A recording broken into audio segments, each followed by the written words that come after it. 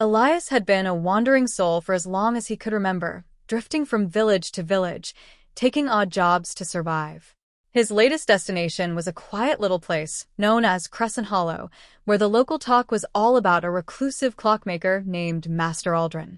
Word had it the man was searching for an apprentice, and Elias, ever curious, decided to seek him out.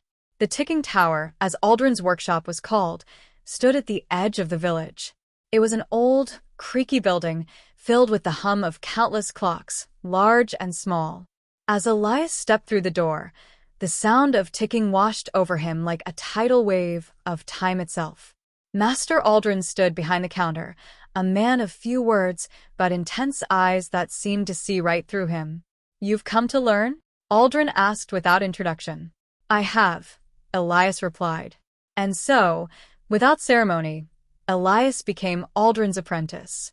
Days passed into weeks as Elias learned the delicate art of clockmaking, how to adjust the fine mechanisms, wind the springs, and align the gears with precision. But there was one clock that intrigued him most of all.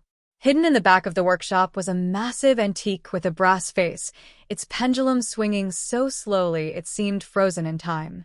It stood in front of a door, and Aldrin never spoke of it. One night, while Aldrin was away, Elias felt an irresistible pull toward the clock. He had always been curious about what lay beyond that door, but Aldrin had warned him. "Not yet, Elias. You're not ready." But tonight, curiosity got the better of him. He approached the giant clock, examining its strange, intricate design. The ticking was faint, irregular, almost alive. As his fingers brushed the brass surface, the room around him seemed to warp. The air shimmered, and before he could even blink, the world vanished. When the spinning stopped, Elias found himself standing in Crescent Hollow. But it was different. The streets were cleaner, the buildings newer, and the people were dressed in old-fashioned clothes. Children ran about with wooden toys, and a horse-drawn carriage rattled down the street. He had somehow traveled back in time. Stunned, Elias wandered the village, recognizing familiar landmarks but realizing they were as they had been many, many years before. Desperate to return, he sprinted back to the ticking tower. The tower stood as it always had, though its exterior seemed less worn by time. As he opened the door, Master Aldrin was waiting for him inside. "I warned you, didn't I?" Aldrin said, his voice calm but knowing. "You touched the chronokeeper." "The what?" Elias stammered. "What just happened? How did I?" Aldrin gestured for Elias to sit. "The chronokeeper is no ordinary clock, Elias. It controls the flow of time itself. I've spent centuries guarding it, traveling through history, ensuring that time's delicate balance remains intact. But now, my time is ending, and I need someone to take my place." Elias's head spun. "Centuries? You've been here for centuries?" Aldrin nodded. "I have lived many lives. Time for me no longer moves in a straight line. It bends and folds, and I must navigate its twists carefully. You've crossed that line now, too." "I didn't mean to," Elias said, his voice shaking. "I just touched it." "It doesn't matter," Aldrin replied. "Once you've crossed into the river of time, you cannot step back out. The chronokeeper chooses its guardians. And now, you've been chosen." Over the next few months, Aldrin taught Elias the true nature of the chronokeeper. It wasn't just a device, it was a living, breathing entity tied to the very fabric of the universe. With it, Elias could move through time at will, visiting any moment in history, but the power came with grave responsibility. "Time is fragile," Aldrin often said. "A single misstep, a single ripple, can change everything." And so, Elias began his journey through time. He visited ancient civilizations, watching empires rise and fall.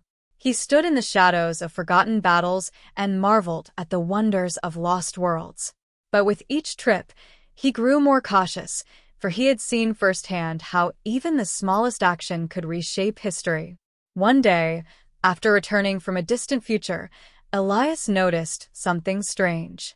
The Crescent Hollow he returned to wasn't quite the same. The bakery on the corner was run by a different family, the clock tower in the village square was taller than he remembered, and a boy who had once played in the streets was nowhere to be seen. He realized, with dread, that his travels had altered the course of events in ways he could not predict. Panicked, he confronted Aldrin. "Can I undo it? Can I fix what's changed?" Aldrin's face was solemn as he shook his head. "Once time has shifted, there's no going back. You must live with the ripples you create." Elias felt the weight of his responsibility grow heavier with every word. Time was not a toy. It was a force far beyond his control, and he had tampered with it. But Aldrin wasn't finished. "The Chrono Keeper will always be a part of you now, Elias. But it is not a curse, it is a gift. Use it wisely, and you can help shape the world for the better." As Aldrin handed him a silver key, Elias realized what it meant. The old clockmaker had been preparing him all along. Aldrin had carried the burden of time for centuries, but now it was Elias's turn. And so, with the key to the Chrono Keeper in hand, Elias embraced his new role. The ticking tower would remain his home, and time itself would be his charge. He would be its guardian, ensuring that the river of time flowed smoothly, no matter the cost. For time, after all, waits for no one.